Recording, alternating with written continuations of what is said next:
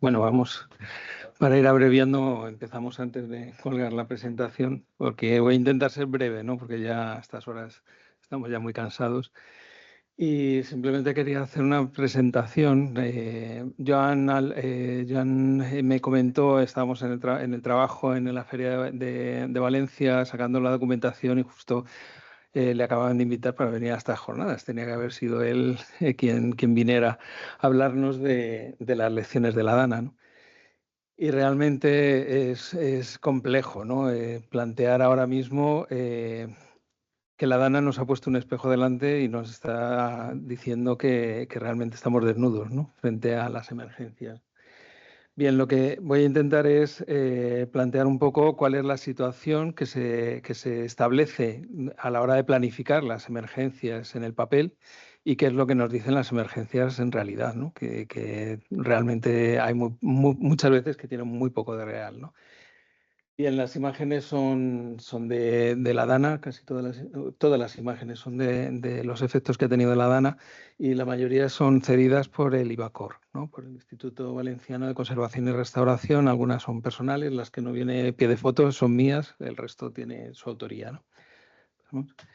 Y antes de nada, quería exponer así en cifras lo que ha representado la Dana para el patrimonio, ¿no? Para el patrimonio y para la sociedad valenciana, porque los datos son aplastantes, ¿no? Realmente creo que es una de las situaciones de catástrofe, no tal vez la más grave que ha pasado este país en el último siglo, pero probablemente es de la que más información hemos recibido, ¿no? Hoy en día, pues parece que el hecho de que tengamos información en Twitter, en cualquier, en X, en cualquier red social, nos acerca mucho más a las situaciones de peligro y parece que son mucho más graves que otras que hemos vivido y no es así, pero realmente las cifras son bastante graves, ¿no? Y bastante difíciles de asimilar de una forma rápida, ¿no? Empezando por las víctimas civiles, que solo en la Comunidad Valenciana han sido 223 fallecidos, ¿no? A causa de la Dana, y que en total pues son 231 personas fallecidas y todavía queda algún desaparecido, ¿no? Han resultado afectadas 190.000 personas, ¿no? En 75 municipios y la superficie afectada por la Dana es de 54.000 hectáreas, ¿no? Que es mucho, ¿no? Es prácticamente y la superficie de la isla de Ibiza, ¿no? Bueno, pues todo esto está cubierto de barro, anegado, totalmente destruido. Es un escenario de destrucción. Esto está tomado por el Ministerio de Defensa los primeros días de la Dana, pero mes y medio después se han retirado gran parte de los enseres que hay en la calle, pero todavía la situación sigue siendo muy difícil, ¿no? Sigue siendo muy difícil porque todavía hay municipios donde no tienen electricidad. Hace poco han empezado a estar comunicados por teléfono, etcétera, ¿no? Y se han destruido una gran cantidad de infraestructuras, ¿no? Ha afectado a más de 100.000 viviendas o inmuebles, mejor dicho, ¿no?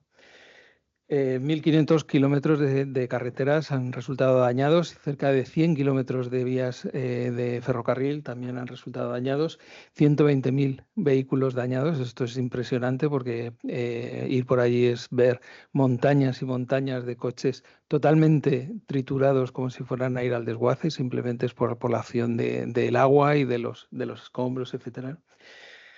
Y luego tiene un efecto también en en la producción, ¿no? Hay muchísimas empresas afectadas, ¿no? Y hay 2.792 solicitudes de ERTE que afectan a más de 30.000 personas que han perdido temporalmente su trabajo. ¿Qué medios se han utilizado? Bueno, pues esto es una discusión que tengo permanentemente con mi suegro, ¿no? Porque mi suegro me dice, es que tiene que ir todo el ejército, es que tienen que ir todas más personas, más voluntarios, más personas. Y realmente los medios que se han utilizado son ingentes, ¿no? Estamos hablando de cerca de 5.800 misiones del ejército. Estos son datos ofrecidos por el Palacio de la Moncloa el día de antes de ayer, ¿no? O sea, procuré esperar hasta el último momento para dar las cifras más recientes y hay 8.500 efectivos del ejército movilizados, además de todos los expertos de protección civil, etcétera, que han formado parte de los puestos de mando avanzado, etcétera, ¿no? 1.900 vehículos, entre los cuales hay helicópteros, aviones, buques, quirófano del ejército, etcétera. Para lo que nos interesa, pues son numerosos los archivos que han resultado dañados. Ahí están marcados en amarillo los que hemos recibido de documentación y estamos trabajando con ellos en la Feria de Valencia, aunque hay algunos de ellos, como por ejemplo, eh, Sedaví, puedo estar hablando de memoria y puedo equivocarme, prácticamente han perdido todo el archivo. O sea, es decir, los archivos afectados han resultado muy afectados por el agua y la documentación que está llegando a la Feria de Valencia es una documentación mínima. Una documentación mínima con respecto a lo que se ha destruido y además hay que pensar en el estado en el que está viniendo, porque por ejemplo Aldaya entró hace 2 semanas el archivo, justo cuando el ejército pudo sacar el lodo del archivo. O sea, estuvo más de un mes y una semana totalmente cubierto por el lodo y la documentación que está llegando ahí pues está en un estado, como se pueden imaginar, bastante lamentable. Bien, frente a esto, iba a pasar con mi ordenador. Pues nos planteamos bueno, pues una de las cuestiones que se dicen siempre, bueno, para esto hay que hacer planificación, ¿no? Para esto hay que tener un plan de gestión de emergencias, porque la gestión de emergencias pues nos va a ayudar a recuperar, ¿no? ¿De dónde viene la idea de que la gestión de emergencias puede ayudar al salvamento de archivos y de museos? Bueno, pues esto viene de 1966, cuando el río Arno inunda Florencia y genera una catástrofe mucho más llamativa que la de Valencia, porque va a afectar a un patrimonio cultural pues más relevante, entre comillas, ¿no? Pues solo en la Biblioteca Nacional va a afectar a 1,5 millones de volúmenes de la Biblioteca Nacional, donde hay manuscritos del siglo XIV, siglo XIII, hay incunables, hay obras de grandes artistas del Renacimiento. Afecta a lugares en los que yo creo que casi todos nos hemos hecho fotos, ¿no? Pues porque pues son lugares especialmente relevantes, ¿no? Cerca de 20 kilómetros de los archivos nacionales de Florencia quedaron totalmente anegados por el barro, etcétera, ¿no? Bueno, pues la situación que se genera en Florencia es de conmoción internacional. UNESCO hace un llamamiento internacional para que voluntarios de todo el mundo acudan a Florencia para recuperar el patrimonio perdido o dañado durante la inundación. Y se da la circunstancia de que acuden a Florencia grandes expertos internacionales en materia de conservación.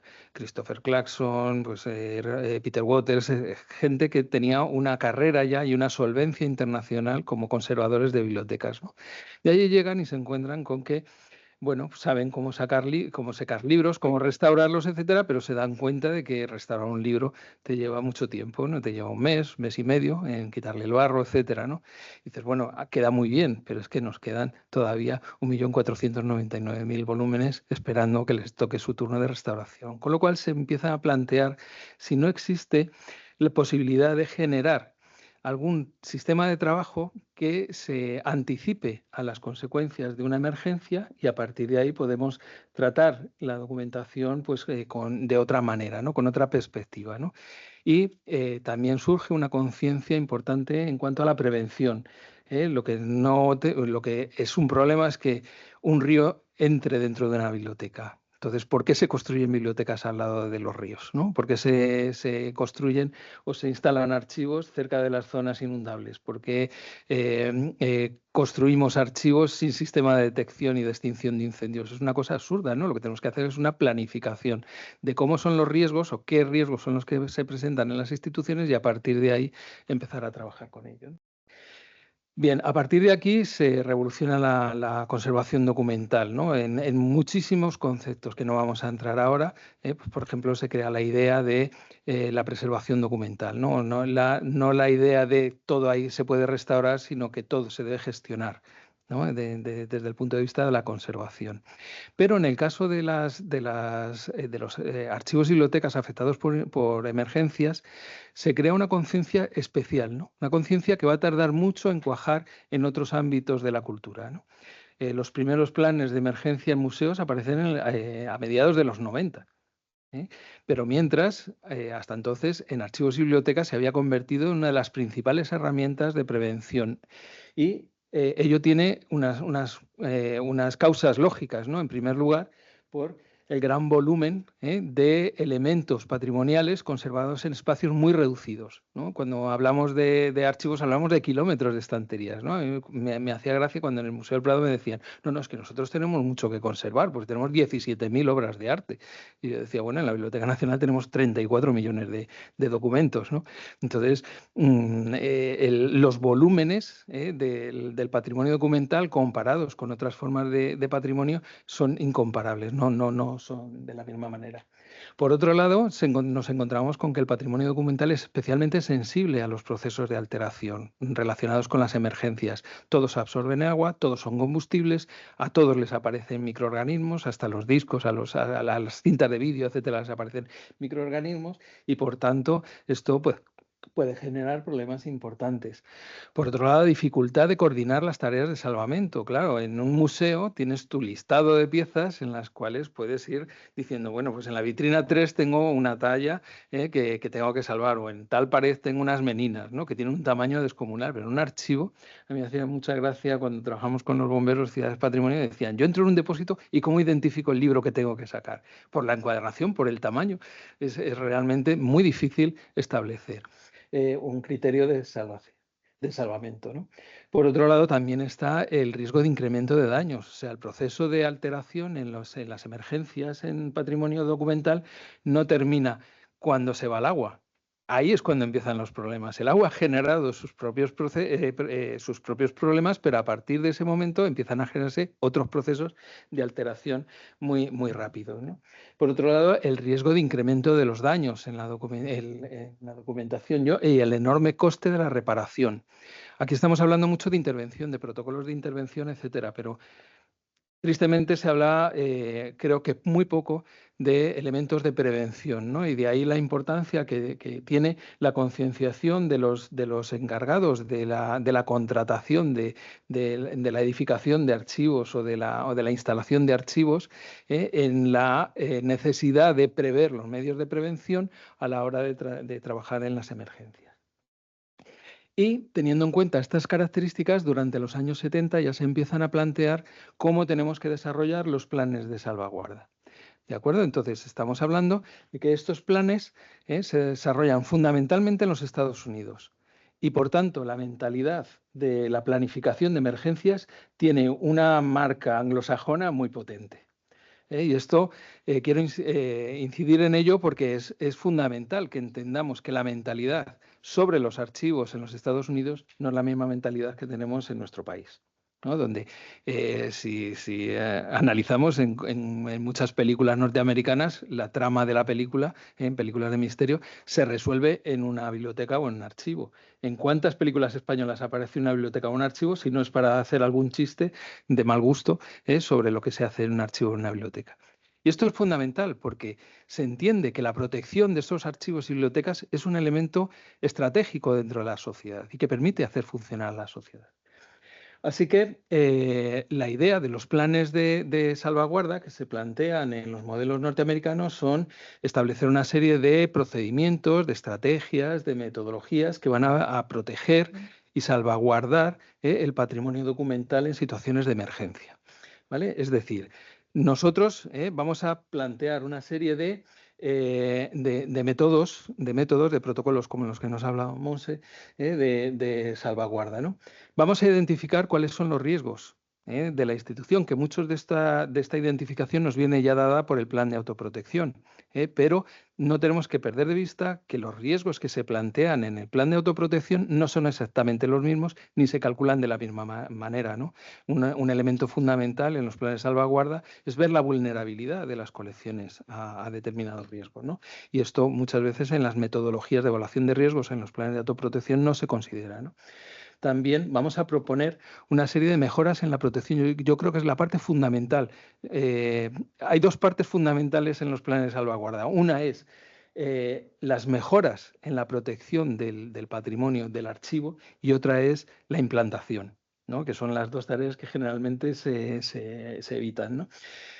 Hay que proponer mejoras para la protección y establecer una respuesta frente a las diferentes situaciones de emergencia que tienen que estar correctamente ponderadas con respecto a la evaluación de riesgos que se ha realizado y uno de los riesgos por ejemplo, está en la plantilla que tiene ese archivo para poder anteponer medidas de protección. El plan de salvaguarda nos va a proporcionar los recursos necesarios para la protección de los bienes culturales, no solo los medios técnicos, no solo la mochila que tenemos que tener para protegernos, sino también nos tiene que generar los recursos para que los intervinientes, bomberos o protección civil, puedan acceder al archivo en tiempo y forma. Y que no se encuentren obstáculos en la vía o en las calles que dan acceso al archivo, etcétera, ¿no? Y finalmente, una de las cuestiones fundamentales es que ya se ha hablado aquí, pues, pero los planes de salvaguarda deben formar parte, evidentemente, de los planes de autoprotección. Deben estar integrados como un anexo, como un apéndice del plan de autoprotección, por una cuestión fundamental, no solo para que haya una disponibilidad, sino para darle enjundia al propio plan de salvaguarda. Y es que los planes de autoprotección se tienen que integrar dentro de planes superiores. Así lo establece la ley, dentro del plan de local o de la Diputación, del Cabildo o de la comunidad autónoma. De manera que si nosotros integramos el plan de salvaguarda dentro del plan de autoprotección, cuando se produce una emergencia y los servicios de intervención echan mano de ese plan de autoprotección para saber cuáles son los riesgos en la institución, tienen toda la documentación necesaria del plan de autoprotección. De manera que la respuesta es mucho más rápida y adecuada. Y esta es la estructura que tiene un plan de salvaguarda. Como estamos viéndolo con Google, no entra en tamaños. Yo quiero simplemente que veáis la cantidad de elementos que forman parte de ese plan de salvaguarda, ¿no? Un estudio de riesgos que tiene que analizar, pues, tanto los peligros generales como los particulares. En los planes de salvaguarda muchas veces se centran especialmente en riesgos que tienen que ver con los incendios o con determinadas catástrofes naturales, pero en el caso de los museos, de los archivos y bibliotecas, nosotros tenemos que pensar también en riesgos que no aparecerían jamás en un plan de autoprotección, como por ejemplo un desplome de estanterías, porque son estanterías antiguas o están oxidadas o están deterioradas, el riesgo que hay de aparición de microorganismos y que pueden generar un problema grave dentro del archivo, una inundación por una rotura de vías de entrada de agua, de redes de abastecimiento, por un fallo en una cañería, una bajante, no aparece en un plan de autoprotección, pero sí tiene que aparecer en un plan de salvaguarda. Tenemos que ver la vulnerabilidad de los medios, de los documentos, los sistemas de protección que ya tenemos instalados, que nos dan una garantía o nos dan una cierta prevención por lo que pueda pasar, y la accesibilidad al centro. Bien, muchas veces pensamos que el plan de salvaguarda es un documento único y es un documento que debe estar coordinado con otros documentos. Uno de ellos es el plan de autoprotección, pero también tenemos que pensar en el preplan de intervención de los equipos de intervención, ¿no? De bomberos, etcétera, con el que van a llegar a la instalación y que tienen todos esos elementos de información que necesitan para hacer una intervención adecuada. Tenemos que plantear una serie de medidas de prevención que tenemos que proponer, medidas que se deben implantar de forma inmediata, ¿no? Pues, por ejemplo, que los extintores estén bien señalizados o que los equipos de detección estén convenientemente revisados o las instalaciones eléctricas hayan superado, pues, todas las inspecciones que son obligatorias por ley, ¿no? Medidas a corto plazo, que son medidas que se pueden corregir, en algunos casos, pues en un plazo de 6 meses o menos. Y finalmente tenemos que plantear una serie de medidas ya a largo plazo. Si nuestro archivo está en una zona inundable y el depósito está en el sótano, evidentemente lo que tenemos que hacer es cambiar de edificio. Y esto es una medida que tiene que ser autorizada porque tiene unos costes increíbles, ¿no? Luego, a partir de ahí, tendremos la necesidad de establecer ese programa de mantenimiento de edificios, de revisión de las instalaciones, de conservación de colecciones, que nos va a permitir, pues, generar esa hoja de ruta dentro del plan. A partir de ahí, entramos en elementos que necesitamos, como la identificación de los bienes, la priorización, localizarlos en los planos, tener unas planimetrías del edificio que sean modernas y actualizadas, donde aparezcan qué vías son practicables y cuáles están condenadas, etcétera, ¿no? Y finalmente tenemos la parte de intervención. Insisto, desde mi punto de vista, los planes de salvaguarda tienen que trabajar mucho en los elementos de prevención y sobre todo hacer unos planes de mejora de las instalaciones y del acceso al edificio que garantice la seguridad de las colecciones, porque esto supone unos gastos mínimos. Imaginen, hace unos años se planteó una biblioteca, un sistema, una biblioteca que conozco bien, un sistema de extinción de incendios y se desechó la propuesta porque costaba 1 millón de euros. Pero solo el depósito de manuscritos tenía cerca de 85.000 manuscritos que van desde el siglo II hasta la actualidad. Entonces, evidentemente, si pensamos en el coste que tiene un sistema de extinción de incendios y el coste que tiene la recuperación de ese patrimonio que es irrepetible, pues evidentemente la solución es bastante sencilla. A partir de ahí, pues vamos a ir generando una serie de documentos sobre los procedimientos, etcétera. Bien, el problema que nos vamos a encontrar es que en situaciones de emergencia, los planes de autoprotección son bastante utópicos. Son bastante utópicos porque generalmente los planes de salvaguarda están hechos desde dentro, desde la institución y sin mirar fuera, sin darse cuenta muchas veces de los procedimientos de intervención y que existe una superorganización en nuestro país que nos da unas garantías de protección y son precisamente la protección civil, ¿no? Dentro del Plan Nacional lo que estamos intentando es ajustar o intentar encajar los procedimientos de protección civil, ajustar nuestros procedimientos de patrimonio a esos procedimientos, porque es más fácil integrarse dentro de protección civil que los de protección civil se atiendan a nuestras necesidades. No hace años, en el caso de un incendio en un archivo, yo recuerdo que el archivero se peleó con el jefe de bomberos porque no dejaba entrar a sacar el becerro del archivo, ¿no? Que decía que era el documento más importante del archivo. Dejadme a mí, que yo entro en el archivo y lo salvo. Claro, evidentemente el jefe de bomberos le impidió la entrada y le ordenó que le detuvieran para que pudieran trabajar los efectivos de forma razonable, ¿no? Cosa que era habitual. Bien, pues esto tenemos que tenerlo muy claro a la hora de hacer un plan de salvaguarda, porque si no, va a funcionar tan mal como están funcionando la mayor parte de los planes de salvaguarda que se han redactado hasta el momento, ¿no? Porque son planes que están hechos desde fuera, o sea, desde dentro de la institución sin pensar en lo que hay fuera. Y para eso tenemos que plantearnos cómo funcionan las emergencias en nuestras instituciones. Nosotros tenemos emergencias que podemos abordar con recursos propios. No necesitamos intervención de protección civil, no necesitamos bomberos, ni policía, ni nada parecido. Y estas son el 99% de las emergencias que se producen en los archivos. Son caídas de materiales, entradas de agua, roturas en el tejado o goteras que entran en el tejado, etcétera, ¿no? Y dentro de esto vamos a tener afectaciones que no van a afectar, va a afectar al edificio, a las instalaciones, pero no están afectando al fondo. Otras que generan daños leves en el fondo se seca sin ningún problema, una rotura de una cañería provoca una inundación, pero es una inundación de agua más o menos limpia. En una emergencia lo que entra en el archivo no es agua, es lodo. Y el papel actúa de absorbente de ese agua y deja todo el lodo cubriendo el documento, ¿no? Entonces podemos encontrar casos de afectación grave en la que todavía no es necesario la intervención de protección civil, ¿no? Con daños en el edificio y con la interrupción del servicio. Es posible recuperar todavía la documentación, gran parte de la documentación, pero ya cuando entramos en emergencias que no son abordables con recursos propios, estamos hablando de un gran incendio en la biblioteca, ¿no? Donde primero entran bomberos, intervienen, o sea, lo primero, cuando se detecta el humo, hay que vaciar el edificio.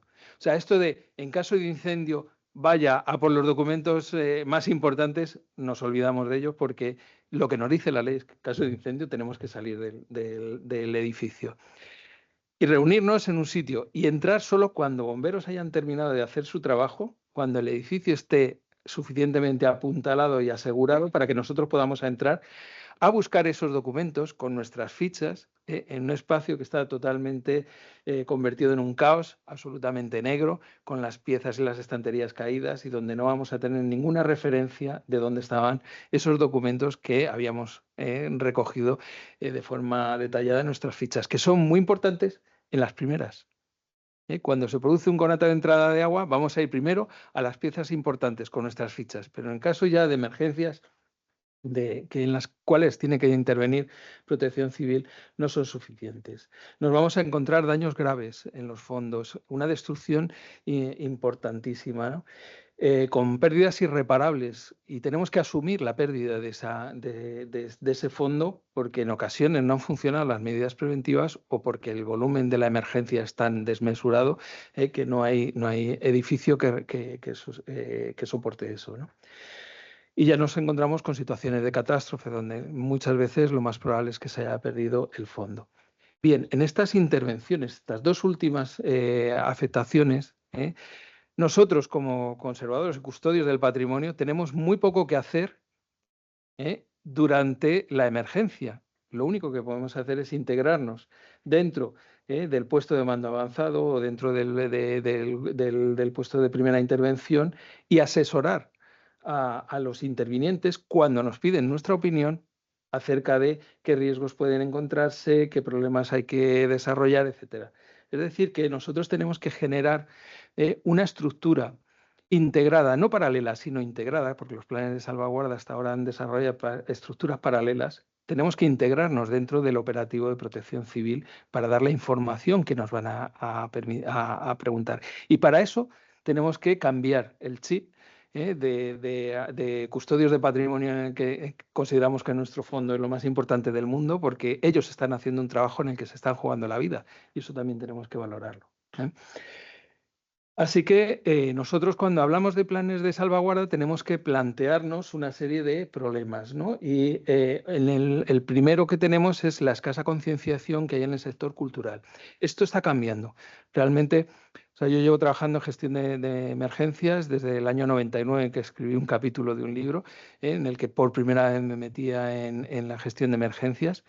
Y prácticamente hasta la creación del Grupo de Bomberos Ciudades Patrimonio de la Humanidad, nadie leía nada que tuviera que ver con desastres. Nadie hablaba de desastres. De pronto se produce el incendio de Tenerife, de San Cristóbal de la Laguna, y los bomberos se dan cuenta de que cuando hay un problema en un patrimonio, no saben cómo actuar. Y a partir de ahí se empiezan a formar.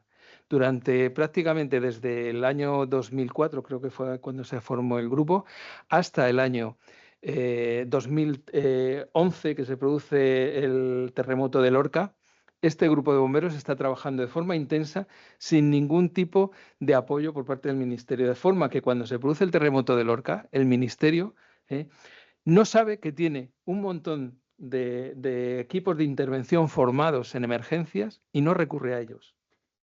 De manera que a partir de ahí se empieza a hablar de que es necesario empezar a estar coordinados, ¿no? Y a partir de ahí pues, se genera el Plan Nacional de Gestión de Riesgos y Emergencias en Patrimonio Cultural y empezamos a trabajar. Actualmente, pues hoy estamos aquí un montón de personas, tanto en presencial como online, que sería impensable hace 10 años, ¿no? Y esto quiere decir que la gestión de emergencias, yo creo que en cierta manera se está abriendo hueco, yo creo que va a tener buenos resultados, ¿no? Pero tenemos que cambiar, porque los procedimientos de trabajo muchas veces son poco realistas. Estamos hablando de congelación o de liofilización en Valencia, pero señores, si hay sitios donde todavía no hay luz eléctrica y donde las cámaras frigoríficas han resultado arrasadas por la dana, es evidente que no podemos recurrir a esos medios. Y hablar de liofilización, así muy alegremente, hablamos de liofilización, a mí es una técnica que siempre me ha dado mucho reparo porque tiene unos costes inimaginables. Y además, las empresas que se dedican a liofilizar no liofilizan bibliotecas ni archivos, lo que liofilizan son alimentos, con lo cual tienen que desarrollar los procedimientos y las metodologías adecuadas para sacar los documentos, ¿no?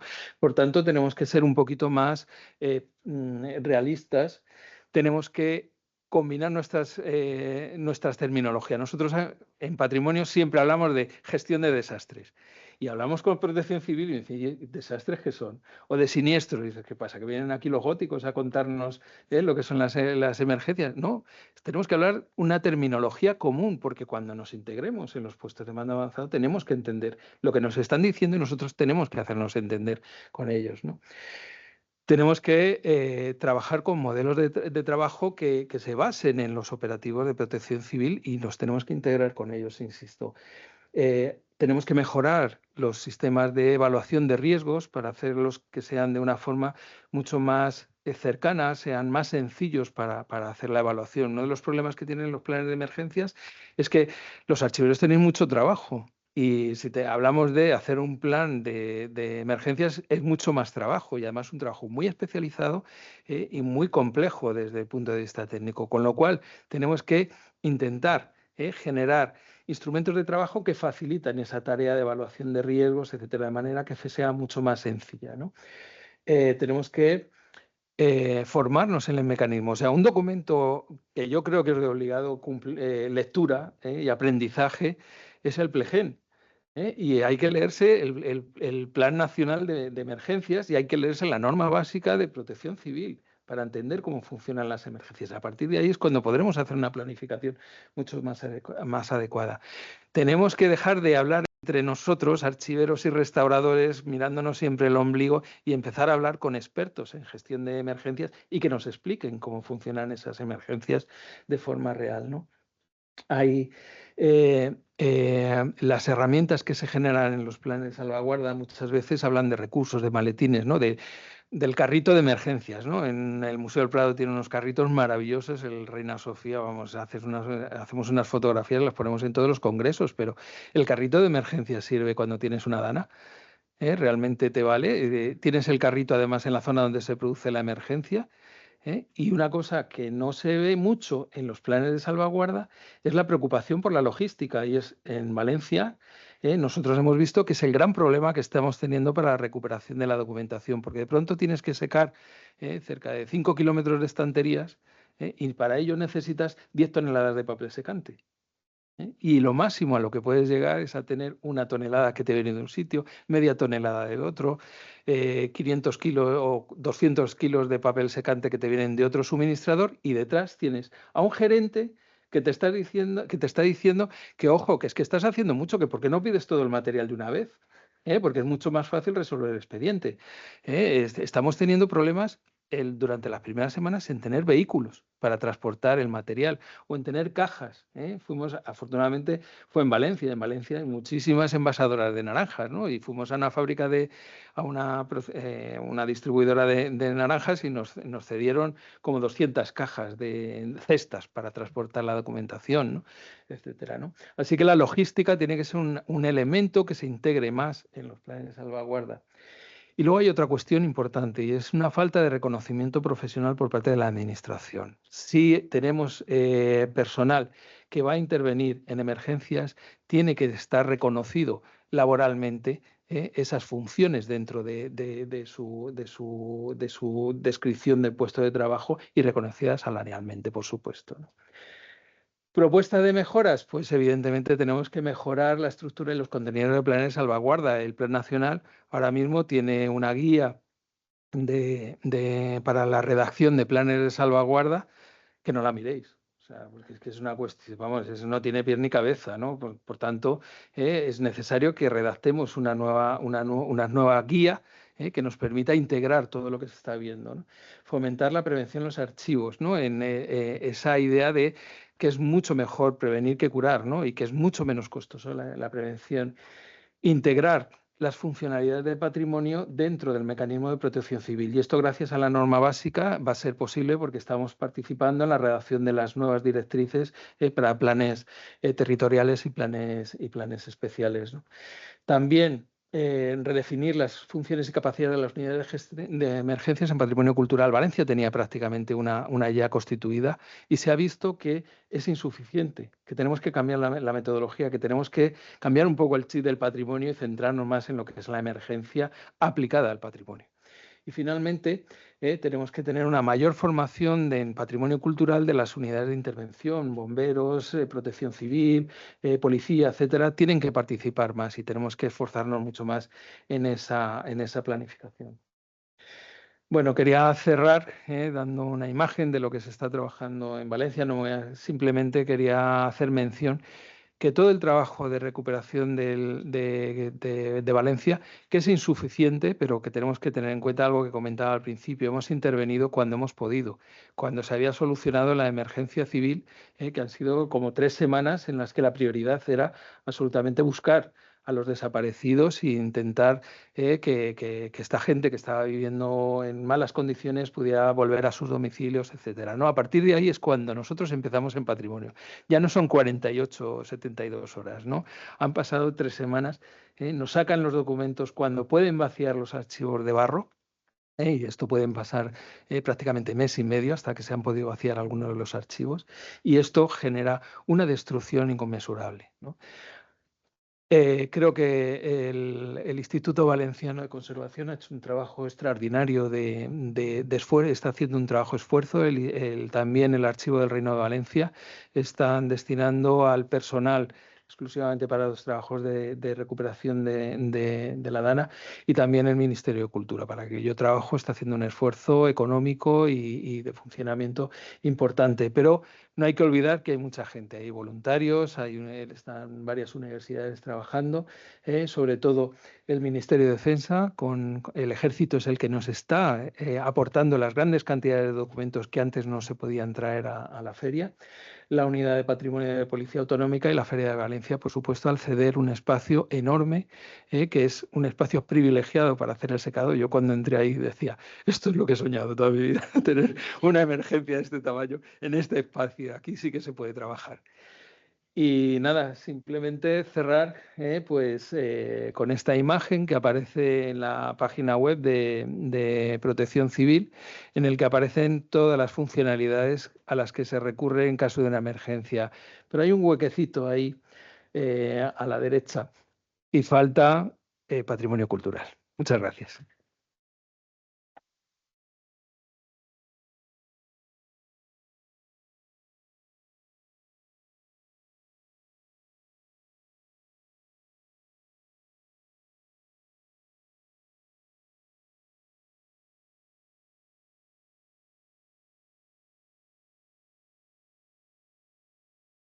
Daré súper rápida la pregunta, pero es una consulta que tengo desde el primer momento. Habéis dicho ya aquí que el plan de salvaguarda tiene que ir integrado en el plan de autoprotección, pero en el Museo de Menorca nos surgió una duda, ¿no?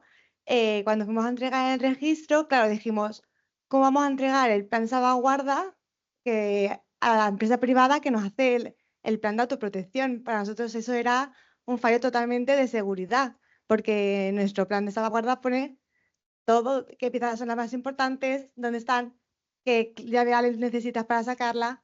No sé, nos pareció un poco ahí un fallo, y lo entregamos al registro separado. No sé qué opináis vosotros. Podrá opinar mejor que yo, pero yo creo que no es una cuestión de seguridad. O sea, tú no tienes que entregar el plan de salvaguarda a la empresa que te hace el plan de autoprotección, lo tienes que entregar a las autoridades locales. Ya, como decís que tenía que ser un anexo. Claro, pero tú tienes el...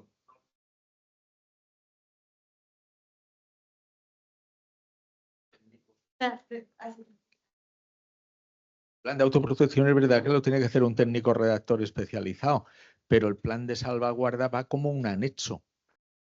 Pensar, cuando redactas, como ha dicho Arsenio perfectamente, es que cuando tú redactas el plan de salvaguarda tienes que pensar en qué plan lo vas a integrar, cómo se integra. Y las medidas las pones tú, no las pone una empresa externa ni un asesor externo. Entonces, la seguridad de la información que hay ahí está preservada porque tú lo que pretendes es que lo conozca la administración que va a activar los recursos de emergencia, no un técnico redactor del plan. No tiene por qué verlo. Tiene que saber que hay un plan de salvaguarda, pero no tiene que saber todos los recovecos que dice el plan de salvaguarda.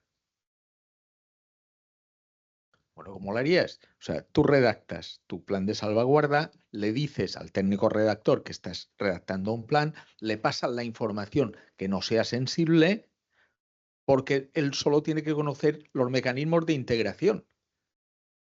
Ese procedimiento por inundación, ¿se activa un protocolo de plan de salvaguarda o no? ¿Entendido? O sea, tiene que... Siempre los planes de protección civil es un sistema. Entonces, o un mecanismo. Entonces, cada plan integral de abajo. Entonces, un anexo es integrar yo creo que al mismo nivel, lo que pasa que, lo ha dicho muy bien Arsenio, le das enjundia porque es un plan de la administración, que se registra en la administración, no se registra en otro lado. No tiene por qué conocer dónde están tus secretos, digamos, oficiales. Entonces, yo creo que el tema es de integrar, no de que un externo conozca tus debilidades. Entonces, es un tema de, digamos, de concepción en la arquitectura y en la estructura de respuesta, porque el análisis lo haces tú. Él tiene que hacerte el análisis de los riesgos para protección civil de la inundación. O sea, aquí el agua que va a llegar hasta aquí, pues, oye, tenemos que entrar con motobombas que tendrán una capacidad de giro que en esa calle no me da. Entonces tendré que impulsar el agua o tendré que expulsar el agua 100 metros a 100 metros de ahí. Uno de los grandes problemas de Valencia es que se ha empezado a trabajar sin organización. Entonces tienes, porque no es lodo, no es únicamente lodo, son residuos. Porque el agua no es, lo ha dicho, no es agua lodada, es agua sucia. Mientras estábamos buscando víctimas, la gente vive encima y te echa la mierda encima. Porque siguen viviendo ahí. Y tienen agua no potable, tienen agua corriente, pero contaminada. Porque no, al haber una gran inundación, mezclas pluviales, fecales, residuales y la potable. Y eso no se descontamina así, ni se separa rápidamente, con lo cual no puedes tratar el lodo, el sacar lodo en el primer momento es una mala praxis. ¿Por qué? Porque el lodo es residuo y tiene que ir destinado a tratamiento de residuos. Entonces, si tienes que saber la composición de ese lodo perfectamente, de dónde ha venido, dónde se ha depositado, porque eso nos ayudará en el futuro a encontrar objetos valiosos o cadáveres o personas. Pero el catering se va a ir, tendremos que comer un poquito, pero Rápido. por favor, es que se va a esperar todo. Gracias.